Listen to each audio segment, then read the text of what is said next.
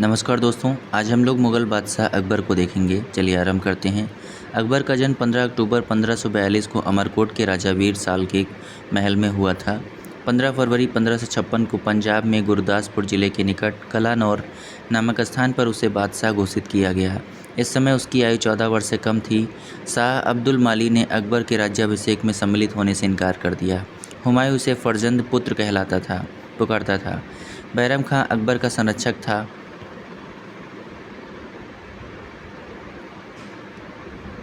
अकबर ने उसे अपना वकील या वज़ीर नियुक्त किया था। उसे खाने खाना की उपाधि से विभूषित किया। अकबर ने सर्वप्रथम कछवाहा राजपूतों से वैवाहिक संबंध स्थापित किए। जिस समय अकबर ख्वाजा मोइनुद्दीन चिश्ती की दरगाह की यात्रा हेतु जा रहा था तो सांगानेर नामक स्थान पर 1562 ईस्वी में आमेर के राजा बिहारी मल भारमल बादशाह की सेना में उपस्थित हुआ। उसने अकबर की अधीनता स्वीकार की तथा उससे अपनी ज्येष्ठ पुत्री हरखाबाई लोक प्रचलित नाम जोधाबाई का विवाह करने की इच्छा व्यक्त की। अकबर ने राजा का प्रस्ताव स्वीकार कर लिया तथा आमेर से लौटते समय सांभर में उसने राजा बिहारी मल की पुत्री से विवाह किया। यह अकबर का प्रथम राजपूत कन्या से विवाह था। इस प्रकार बिहारी मल भारमल पहला राजपूत था जिसने स्वेच्छा से अकबर की अधीनता स्वीकार की। इसी राजपूत राजकुमारी से शहजादे सलीम जहांगीर का जन्म हुआ था। अकबर ने सूफी मत में अपनी आस्था जताते हुए चिश्तिया संप्रदाय को समर्थन दिया था। वह ख्वाजा मोइनुद्दीन चिश्ती की अजमेर स्थित दरगाह पर दर्शन हेतु अक्सर जाता था। अपनी उदार धार्मिक नीति के अंतर्गत उसने 1562 में दास प्रथा 1563 में तीर्थ यात्रा कर तथा 1564 में जजिया कर को समाप्त कर दिया। अपने सामाजिक सुधार के अंतर्गत उसने बाल विवाह एवं सती प्रथा को रोकने का प्रयत्न किया। उसने यह आज्ञा दी थी कि आदमी को एक ही स्त्री से विवाह करना चाहिए और वह तभी दूसरा विवाह कर सकता है जब उसकी पहली पत्नी बंध्या हो। माहम अनगा के पुत्र अधम खां को 1562 में अकबर ने स्वयं मारा था क्योंकि उसने अकबर के प्रधानमंत्री अतगा खां की हत्या कर दी थी। दुर्गावती गोंडवाना की हिंदू राज्य की योग्य शासिका थीं। अकबर के आक्रमण 1564 ईस्वी के फलस्वरूप शत्रु से घिर जाने पर इस वीर रानी ने आत्महत्या कर ली थी। 1565 में मारवाड़ के शासक रावचंद्र सेन ने भद्राजुण में मुगल सेनाओं का सामना किया, लेकिन चारों तरफ से घिर जाने के कारण उसे सिवाना जाना पड़ा। रावचंद्र सेन ने 1579 में सोजत पर अधिकार कर लिया, अतः अकबर ने पुनः सेनाएं भेजकर उस पर आक्रमण करवाया, लेकिन वह पहाड़ी क्षेत्रों में चला गया और 1581 ईस्वी में उसकी मृत्यु हो गई। हल्दी घाटी युद्ध के पीछे अकबर का मुख्य उद्देश्य राणा प्रताप को अपने अधीन लाना था। अकबर ने अप्रैल 1576 में मान सिंह के नेतृत्व में 5000 सैनिकों को राणा प्रताप के विरुद्ध भेजा। मान सिंह मंडलगढ़ के मार्ग से होता हुआ गोंगुडा गढ़ से 14 मील दूर हल्दी घाटी दर्रे के निकट पहुंचा। राणा प्रताप भी मुगल सेना का सामना करने के लिए पहाड़ियों से उतर आए। फलता जो युद्ध हुआ वह हल्दी घाटी युद्ध के नाम से प्रसिद्ध है, जिसमें राणा पराजित हुए और उन्हें अरावली की पहाड़ियों में शरण लेनी पड़ी।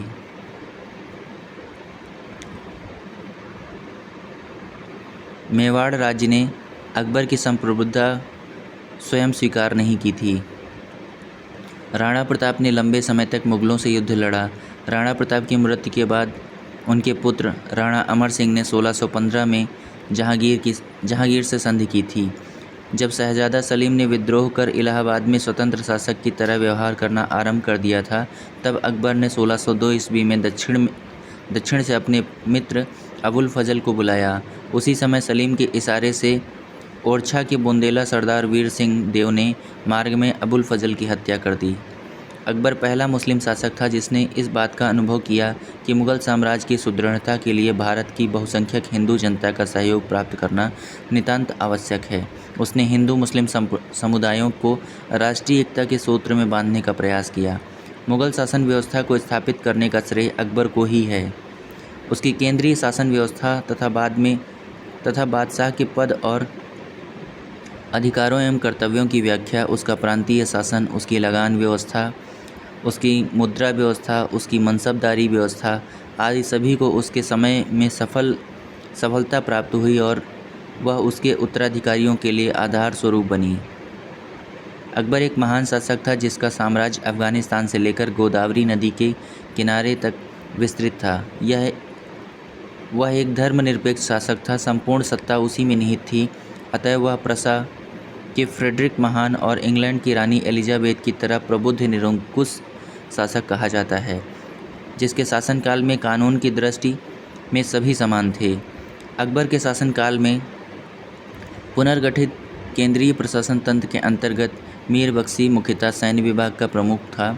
उसका कार्य सैनिकों का वेतन और सैनिक संगठन से संबंधित था। अकबर ने 1573 में घोड़ों को दागने की प्रथा का पुनः प्रचलन किया, जिससे सेनापति अपने घोड़ों को न बदल सकें अथवा एक घोड़े को 2 बार न प्रस्तुत कर सकें। 1574-75 ईस्वी में अकबर ने मनसबदारी व्यवस्था के आधार पर सैनिक संगठित किया।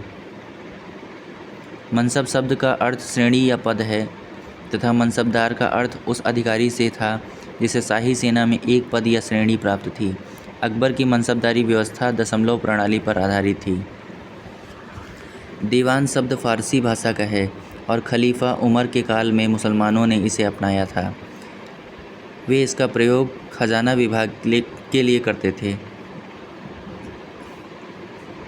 अकबर के शासनकाल के 9वें वर्ष से लेकर 30वें वर्ष तक दीवान पद मुजफ्फर खां तुर्बती, राजा टोडरमल एवं ख्वाजा शाह मंसूर के हाथों आता जाता रहा। दीवान आर्थिक मामलों एवं राजस्व का सर्वोच्च अधिकारी होता था। मुगल मनसबदारी प्रणाली मध्य एशिया मंगोलिया से ली गई थी। इस प्रकार का सैन्य विभाग चंगेज़ खां के नेतृत्व में मंगोल सेना में किया गया था। मुगल बादशाह अकबर ने मनसबदारी व्यवस्था अपने शासनकाल के 11वें वर्ष 1566 से 67 में प्रारंभ किया था। मनसब प्राप्तकर्ता 3 वर्गों में विभक्त थे। 10 से 500 से कम मनसबदार, 500 से 2500 तक के अमीर तथा 2500 से ऊपर अमीर आज़म कहलाते थे। इसके अलावा जात व सवार की दृष्टि से भी 3 श्रेणियों में बांटा गया था। अकबर के शासनकाल में भू राजस्व वसूली के लिए जाब्ती प्रणाली का प्रचलन हुआ, जो भूमि सर्वेक्षण, भू राजस्व निर्धारण के लिए दस्तूर उल अमल तथा जाब्ती खसरे की तैयारी पर आधारित था। टोडरमल ने भू राजस्व के क्षेत्र में ख्याति अर्जित की थी। अकबर ने अपने शासन के 24वें वर्ष 1580 ईस्वी में आईने दहसाला टोडरमल बंदोबस्त नामक नई कर प्रणाली को शुरू करके मुगलकालीन व्यवस्था को स्थायी रूप प्रदान किया। इस प्रणाली का वास्तविक प्रणेता टोडरमल था। इसी कारण इसे टोडरमल बंदोबस्त भी कहते हैं। उस समय टोडरमल अर्थमंत्री था और उसका मुख्य सहायक ख्वाजा शाह मंसूर था। इस प्रणाली के अंतर्गत अलग अलग फसलों के पिछले 10 वर्षों के उत्पादन और उसी समय के उनके प्रचलित मूल्यों का औसत निकालकर उन औसत का 1/3 हिस्सा राजस्व के रूप में वसूला जाता था। अकबरकालीन भू राजस्व व्यवस्था की दहसाला पद्धति को बंदोबस्त व्यवस्था के नाम से जाना जाता है। जहांगीर के समकालीन मोहसिन फ़ानी ने अपनी रचना दबिस्तान ए मज़ाहिब में पहली बार दीन-ए इलाही को एक स्वतंत्र धर्म के रूप में उल्लिखित किया गया। अकबर ने आगरा से लगभग 36 किलोमीटर दूर फतेहपुर सीकरी में 1568 से 69 ईस्वी में एक राजमहल सह किले का निर्माण आरंभ किया। इसमें जोधाबाई महल, पंचमहल, स्वर्ण महल अथवा सुनहला मकान, दीवाने आम, दीवाने खास, मरियम की कोठी, तुर्की सुल्तान की कोठी, बीरबल कोठी आदि प्रमुख हैं। तुर्की सुल्तान का महल इतना सुंदर है कि पर्सी ब्राउन ने उसे स्थापत्य कला का मोती कहा है।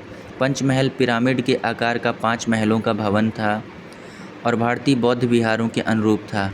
अकबर ने गुजरात विजय 1572 से 73 ईस्वी में की थी और उसके पश्चात फतेहपुर सीकरी को फतेहपुर सीकरी कहा जाने लगा। एक वर्ग के इतिहासकारों का मत है कि गुजरात विजय के उपलक्ष्य में सम्राट अकबर ने सीकरी के बुलंद दरवाजे का निर्माण विजय स्तंभ के रूप में कराया था, जबकि पर्सी ब्राउन ने इसका निर्माण दक्षिण विजय 1601 ईस्वी के उपलक्ष्य में बताया है। अकबर ने 1582 ईस्वी में तौहीद-ए-इलाही या दीन-ए इलाही की स्थापना की। इसके अंतर्गत अकबर ने सभी धर्मों के मूल सिद्धांतों को सम्मिलित कर इसे सर्वमान्य बनाने का प्रयास किया। दीन-ए इलाही वास्तव में सूफी सर्वेश्वरवाद पर आधारित एक विचार पद्धति है। इस नवीन संप्रदाय का प्रधान पुरोहित अबुल फजल था। हिंदुओं में केवल बीरबल महेश दास ने ही इसे स्वीकार किया। अकबर का मकबरा सिकंदरा नामक गांव में स्थित है, जिसे सुल्तान सिकंदर लोदी ने अपने नाम पर बसाया था। अकबर ने इसका नाम बहिस्ताबाद रखा था। इसके निर्माण की योजना अकबर ने बनवाई थी, किंतु निर्माण जहांगीर ने 1613 ईस्वी में करवाया था। यह मकबरा 5 मंजिला है। इसकी प्रमुख विशेषता गुंबद विहीन होना है।